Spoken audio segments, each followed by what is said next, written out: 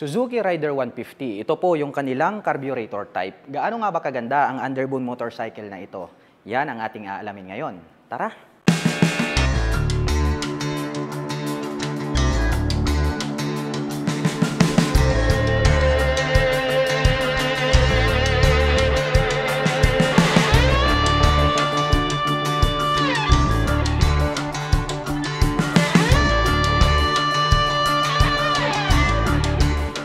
Ito po yung kanilang Suzuki Rider R150 at marirecognize po natin agad na ito po yung kanilang carburetor type na version dahil po rito sa pagkakadesign ng kanyang headlight. Well, ang kagandahan niyan, kulay blue naman po itong kanyang high beam at dito po sa baba nagkaroon po siya rito ng low beam. At dito naman po sa kanyang magkabila, nandirito naman po yung positioning nitong kanyang turn signal. So maganda yan dahil included na po siya lahat dito po sa kanyang main light. Well, dito po sa itaas nagkaroon po siya rito ng Suzuki na emblem, so silver color naman po siya.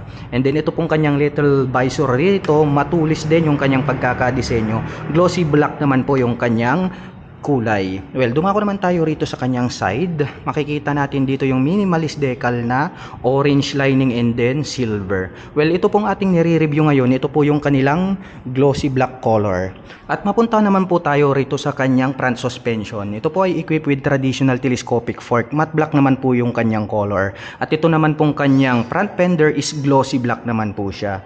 At dito naman po sa kanyang single rotor disc brake, napakalaki, no? Naka-flower design po siya along with two-pot caliper na glossy black color. At ito pong kanyang mags, very attractive. Ito pong kanilang glossy black color dahil nga po parang orange na dark gold yung kanyang color.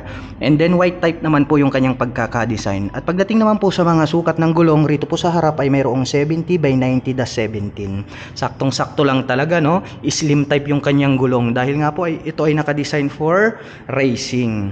Well, dumako naman tayo rito sa bandang itaas. Nandirito naman po itong kanyang semi-digital meter panel dahil combination po ito ng digital at saka analog. Nandirito naman po yung kanyang speedometer. And then meron naman po siya ritong light indicator sa bandang ibaba. May Suzuki logo po rito sa bandang itaas. At ito naman pong kanyang handlebar. Napakaganda rin, no? Cast iron po yung kanilang ginamit rito na glossy black. Well, very durable yan. And then medyo nakaangat yung kanyang position. Kaya very comfortable kapag nagdadrive kayo rito sa kanilang Suzuki Rider 150. Pagdating naman po rito sa kanyang mga buttons, mayroon po siya ritong high beam and low beam, turn signal selector at ang kanyang horn. At ang kagandahan niyan, mayroon palang choke itong kanilang carburetor type. So ang kagandahan naman po niyan, gamit na gamit yan pagdating sa mga cold starting, mas mabilis po siyang paandarin. Nandirito naman po itong kanyang clutch dahil nga po ito ay isang manual transmission na motorcycle. Dito naman po sa kabila, wala na pong ibang button na makikita rito kundi ito pong kanyang electric starter. At nandirito naman po itong kanyang front brake. At pagdating naman po sa kanyang ignition, ito po ay equipped with mechanical key. May shutter lock button na rin po siya for safety purposes. Dito naman po sa bandang gitna, nagkaroon po rito ng V na dalawa, tapos mayroon po siyang deep lines, may butas po siya dyan.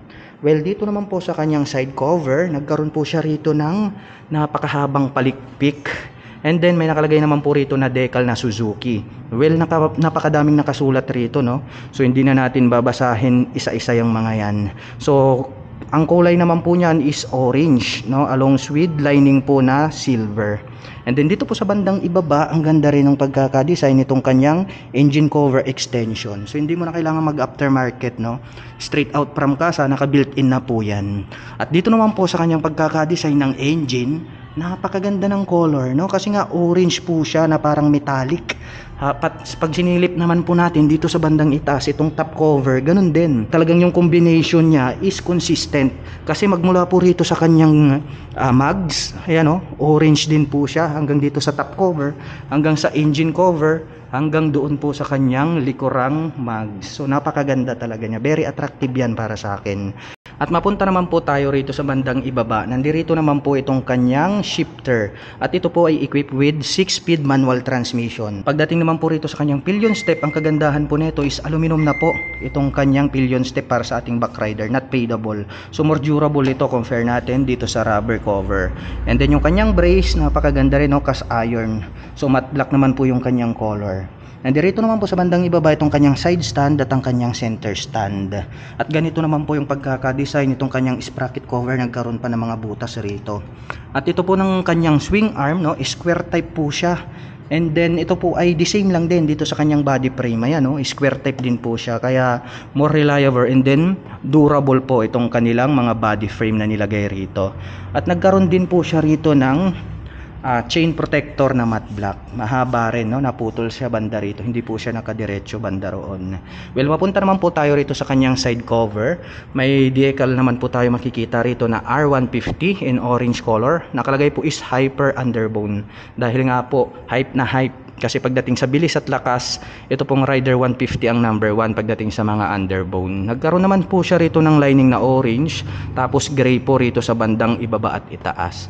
And then ito pong kanyang pagka-glossy black rito, no? Bagay na bagay rito po sa orange color na nilagay nila rito. Very attractive talaga siya. Well, dumako naman tayo rito sa bandang itaas. Ganito naman po yung pagkakadesenyo nitong kanyang integrated na grab bar, no? Napakaliit lang din. So, glossy black naman po yung kanyang color. Silipin naman natin itong kanyang tail light. Ayun, no? Pointed din yung pagkakadesign. At maganda rin. Although kahit medyo may kaliitan, ang kagandahan niyan, included na po rito yung kanyang mga turn signals. Unlike other motor or cycle na nakalagay rito na naka-pop up, pwedeng mabalik kapag naisagi sa mga matitigas na bagay. And then, dito naman po itong kanyang rear fender. Ito na po yung nagsisilbing kanyang plate holder. Mayroon naman pong susian rito sa bandang itaas. Dito naman po natin bubuksan itong kanyang upuan. Well, dumako naman tayo rito sa kabila. Mapunta naman tayo rito sa kanyang rear braking system. Equipped po ito ng single rotor disc brake na flower design, along with Nissin na single pot caliper, matte black naman po yung color. At pagdating naman po sa mga sukat ng gulong, ito po ay mayroong 80 by 90-17. At mapunta naman po tayo rito sa kanyang stock pipe. Napakahaba po nitong kanyang stock pipe. And then ito pong kanyang heat protection guard is chrome color. Matte black naman po itong kanyang exhaust pipe. At ito pong kanyang tip is metallic na dark silver. Well, mapunta naman tayo rito sa bandang gitna. Nandirito naman po yung kanyang foot brake, dahil nga po ito ay isang manual transmission na motorcycle. At ito pong kanyang engine, napakaganda talaga ng kulay kasi orange, no? Very attractive. Tignan nyo yung kanyang mag sa harap, yung kanyang top cover dito sa engine, and then yung kanya pong rear mags, ayan, no? Talagang nangingibabaw yung color, no? Very attractive talaga siya para sa akin.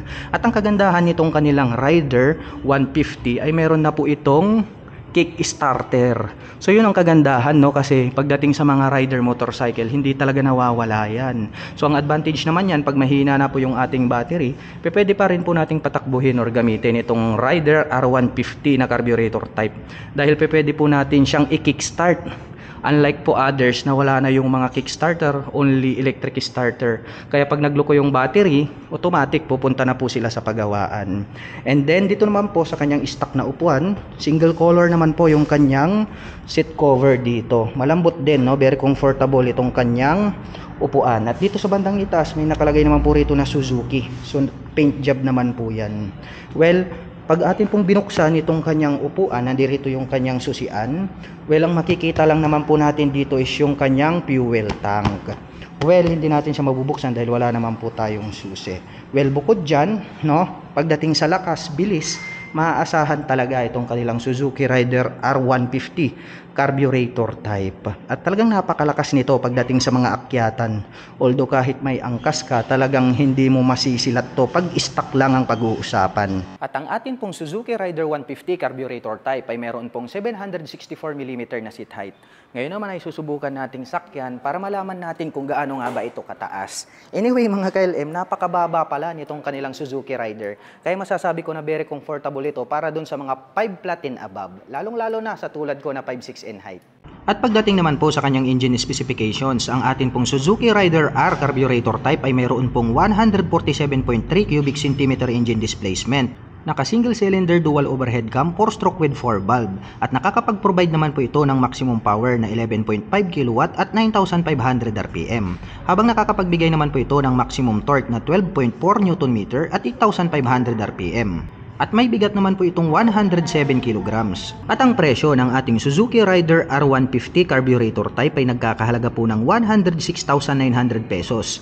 At kung balak mo naman pong kumuha ng hulugan ay kailangan mo lang pong mag-down payment ng 9,800 pesos. At pagdating naman po sa kanyang monthly installment, ito po ay mayroong 5,497 pesos sa loob ng 3 taon. At para naman po sa mga kababayan natin na nakapanood ng video na ito at interesadong maglabas ng kanilang Suzuki Rider 150 carburetor type, ay maaari nyo po silang puntahan at bisitahin dito po sa Suzuki 3S Shop Gigilunan, Mangaldan, Pangasinan. At para naman po sa mga kababayan natin na nais magpunta rito, ang kanila pong operation time starting 8:30 AM until 5:30 PM from Monday to Saturday.